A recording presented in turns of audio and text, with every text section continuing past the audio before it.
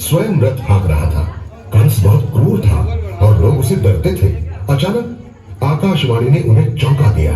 कंस, जल्द ही देवकी के 8वें पुत्र के हाथों तुम्हारी मृत्यु होगी।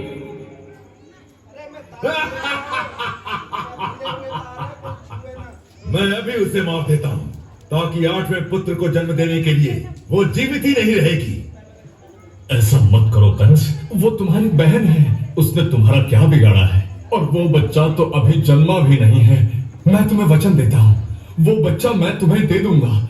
ठीक है, मैं देवकी को छोड़ देता हूँ, लेकिन तुम अपना वचन याद रखना। कंस ने वसुदेव और देवकी को महल के कारागृह में कैद कर लिया। जब भी देवकी बच्चे को जन्म देती, कंस उसे मार डालता था। इस प्रकार उसने 6 बच्चों को मार डाला। जब 7वां बच्चा जन्म लेने वाला था, देवकी, हमें इस बच्चे को बचाना ही होगा। लेकिन हमारी मदद कौन करेगा? अपने ही पिता को बंदी बनाने वाले कंस के सामने कौन आवाज उठाएगा? राजा उग्रसेन का भाग्य भी हमसे कोई अलग नहीं है, पर तुम आशा रखो। आश्चर्य से वसुदेव का 7वां बच्चा जो बलराम था, वसुदेव की दूसरी पत्नी रोहिणी के पास गोकुल में भेजा गया और कंस को खबर दी गई कि देवकी ने मृत बच्चे को जन्म दिया है। वो श्रावण कृष्ण पक्ष का 8वां दिन था। धुआंधार बारिश हो रही थी। देवकी का 8वां पुत्र जन्म लेने ही वाला था। स्वामी, लगता है कि अब समय आ चुका है। मध्यरात्रि के समय देवकी ने 8वें पुत्र को जन्म दिया। मेरे पुत्र के लिए मुझे कुछ करना ही होगा, लेकिन ये जंजीरें। अचानक सारी जंजीरें टूटकर गिर गई। कारागृह के दरवाजे अपने आप खुल गए और वसुदेव तुरंत उस बच्चे को लेकर गोकुल की ओर बढ़ा। गोकुल यमुना के दूसरे किनारे पर था और यमुना में भारी बाढ़ आई थी। पर जैसे ही वसुदेव नदी के करीब आया, पानी अचानक 2 भागों में बट गया, जिसके बीच से वसुदेव गोकुल की तरफ चलने लगा। जब वो गोकुल के नजदीक आया, अरे, नवजात शिशु के रोने की आवाज, शायद नंद के घर। वो जरा सर को झुकाओ वासुदेव जी, वो जरा सर को झुकाओ वासुदेव जी। तेरी खोपड़ी में फूलों की नाद है, वो चरण मुझे प्रेम से आज यमुना की ये फरियाद है। जरा सर को झुकाओ वासुदेव जी, वो तेरी खोपड़ी में फूलों की नाद है, वो चरण मुझे प्रेम से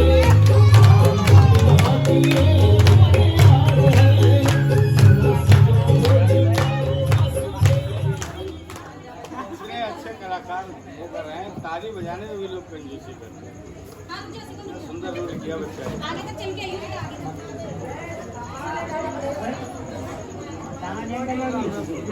कभी नरसिंह बनकर को संहारे, अवतार वही हर रूप थे धारे।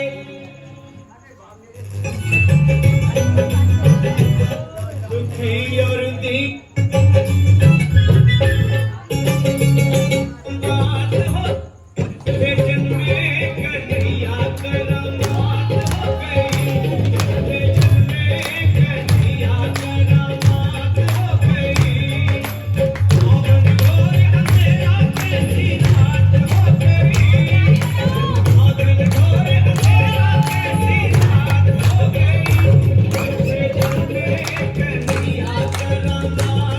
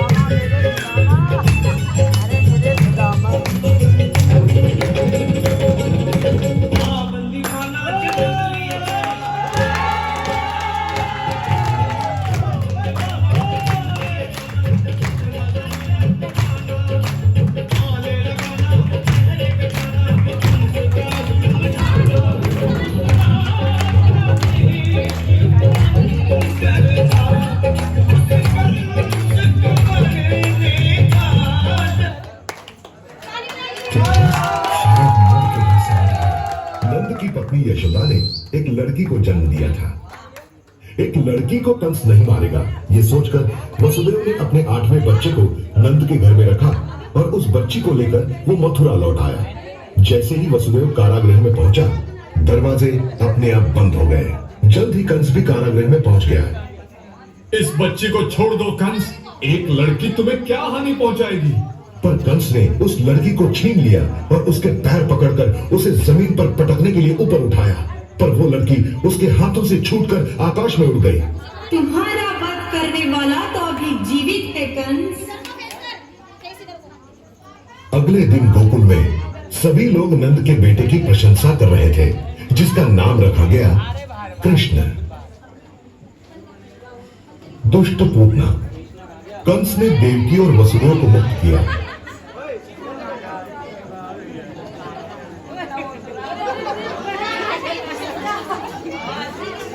पर वो उनके 8वें बच्चे को खोजना चाहता। कृष्ण।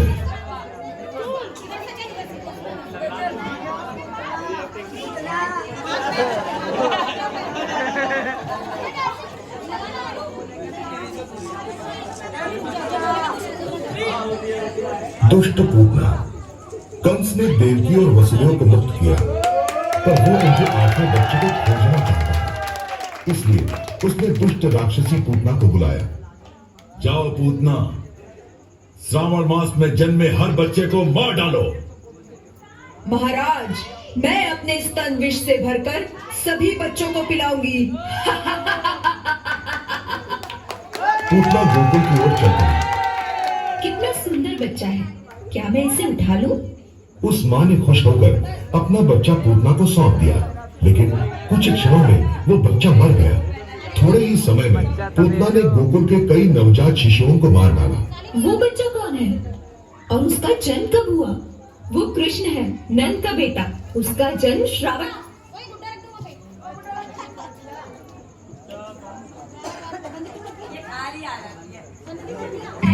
क्या मैं इसे उठा लूं? उस माँ ने खुश होकर अपना बच्चा पूतना को सौंप दिया, लेकिन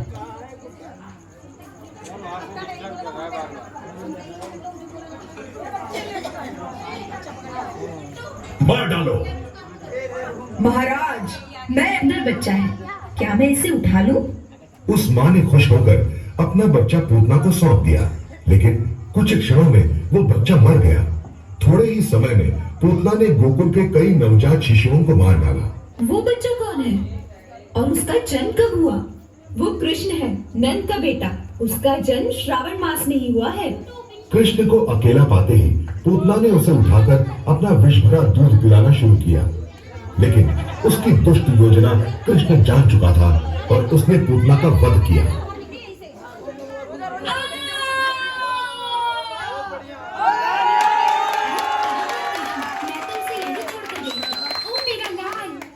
सुरक्षित है, लेकिन ये औरत कौन है और यहाँ क्यों पड़ी है? ये तो कृष्ण को संभाल रही थी। ये पूतना ही है, बच्चे मारने वाली पूतना। गोकुल में कई बच्चों को मार डाला है इसने।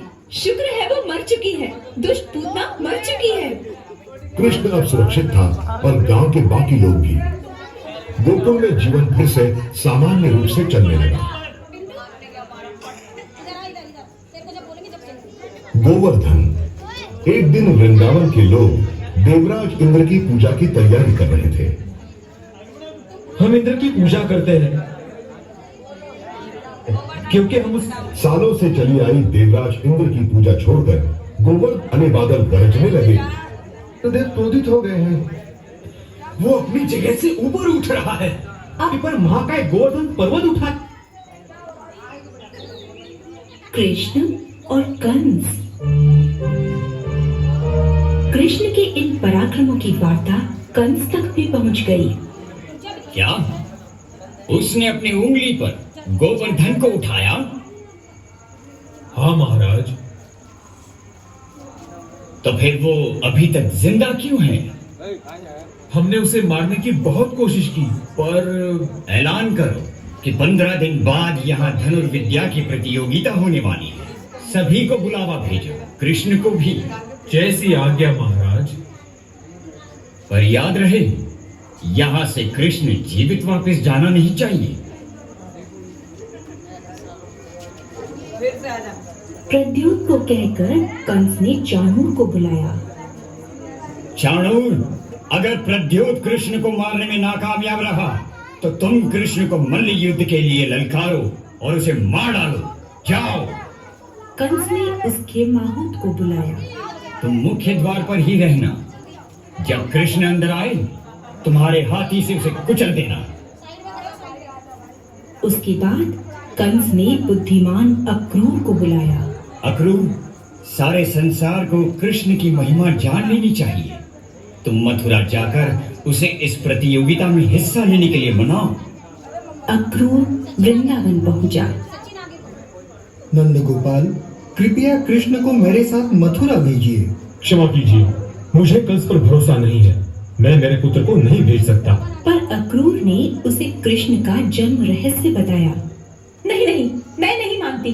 क्या तुमने सुना? कृष्ण ये कहता है कि देवकी तुम्हारी माता है। तुम चिंता मत करो माँ, मेरी माँ तो बस तुम ही हो।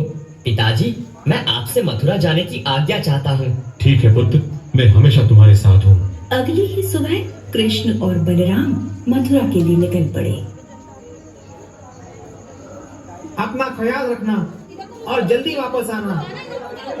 अपना ख्याल रखना और जल्दी वापस आना। मथुरा पहुंचते ही कृष्ण प्रतियोगिता के मैदान की ओर बढ़ा। क्या मैं धनुष देख सकता हूँ? हाँ हाँ, क्यों नहीं। मुझे इसे मारना ही होगा। हाँ, तो ये धनुष है। ये तो कुछ खास भारी नहीं लगता। नहीं, इसे तो हमारा मल्लवीर चाणूर भी उठा नहीं सकता। ये बात है, चलो मैं देखता हूँ। कृष्ण ने सहजता से उस धनुष को उठाकर तोड़ दिया। कृष्ण की जय हो, हमारे तारणहार की जय हो। जब प्रद्योत ने कंस को ये खबर सुनाई। क्या उसने तोड़ दिया और तुम बस खड़े होकर देखते रहे?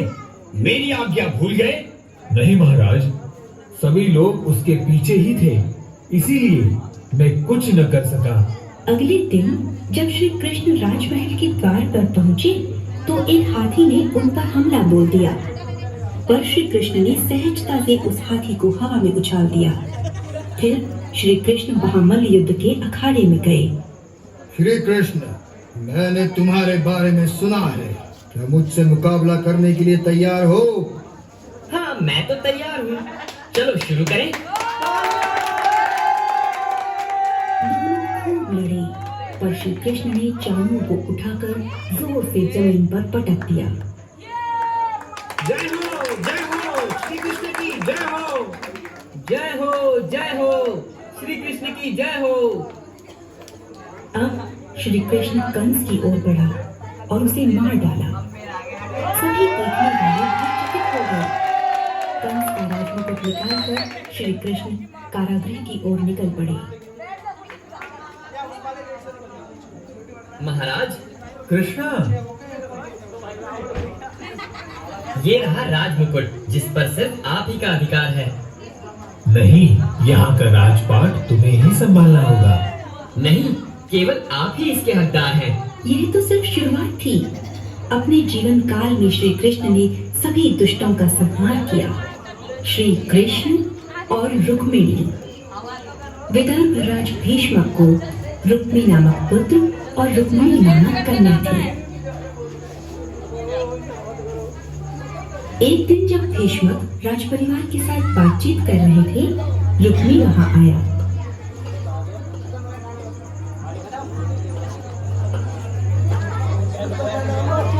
मैं अभी मथुरा से आ रहा हूँ। उस कायर कृष्ण ने कंस को मार डाला। बलराम और कृष्ण देवकी के पुत्र हैं। जन्म होते ही उन्हें गुप्तता से गोकुल ले गए थे।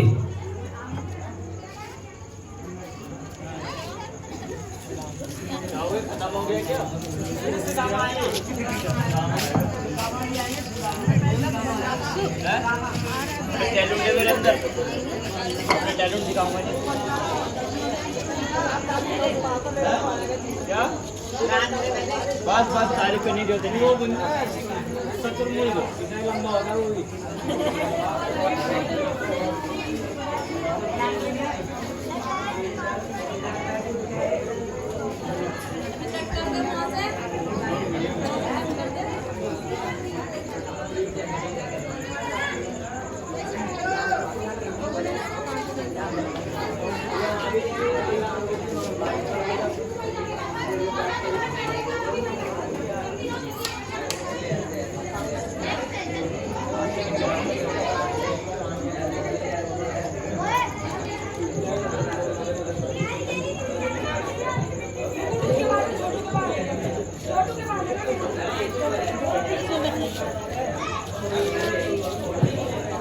और सुनिए, जब वसुदेव जी श्री कृष्ण को गोकुल में माँ यशोदा के पास छोड़ आते हैं और उधर उनकी माँ देवकी कृष्ण की याद में तड़प तड़प गा लेती